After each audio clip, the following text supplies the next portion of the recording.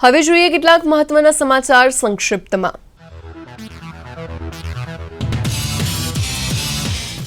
અમેરિકામાં ભારતીય મૂળના નાગરિકોને વિદ્યાર્થીઓ પર થઈ રહેલા હુમલાઓ અને મૃત્યુની ઘટનાઓ પર વ્હાઇટ હાઉસે આપી પ્રતિક્રિયા। મુખ્ય પ્રવક્તા જ્હોન કિર્બીએ કહ્યું, અમેરિકામાં જાતિ, લિંગ, ધર્મ કે અન્ય કોઈ કારણસર થતી હિંસા સ્વીકાર્ય નથી। રાષ્ટ્રપતિ જો બાઇડન અને સમગ્ર વહીવટીતંત્ર આવા હુકમો સામે એલર્ટ છે। અમેરિકન ધરતી પર આ પ્રકારના હુમલાને રોકવા માટે સતત કાર્યરત છીએ।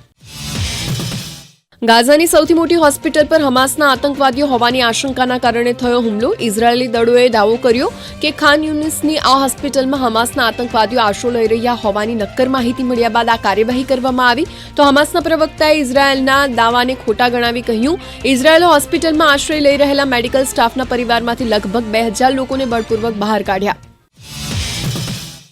ગુરુવારે લેબનોનમાં 2 ઇઝરાયેલી હવાઈ હુમલામાં નાગરિકોના મૃત્યુની સંખ્યા વધીને 10 થઈ। સીમા પર બુધવારે રાત્રે થયેલા હુમલાની શ્રેણીમાં તેને સૌથી ઘાતક ગાઝાના સ્વાસ્થ્ય મંત્રાલયના જણાવ્યા અનુસાર 7 ઓક્ટોબરથી ચાલી રહેલા ગાઝા પર ઇઝરાયેલના હુમલામાં 28,663 લોકોએ જીવ ગુમાવ્યો।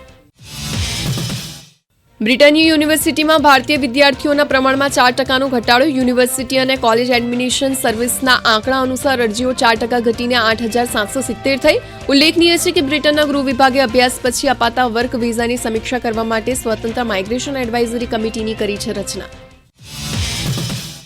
સોશિયલ મીડિયા એપ ટ્વિટર બનાવનાર જેક ડોર્સીએ નવી બ્લુ સ્કાય એપ બનાવી। આ એપને ટ્વિટર સામે કોમ્પિટિશન કરવા માટે કરવામાં આવી લોન્ચ। બ્લુ સ્કાયનું લુક બિલકુલ ટ્વિટર જેવું। આપને ટૂંક સમયમાં આમાં લેબલિંગ ફીચર આપવામાં આવશે। એપને લોન્ચ કર્યા બાદથી 1 મિલિયનથી વધુ યુઝર્સ મળ્યા।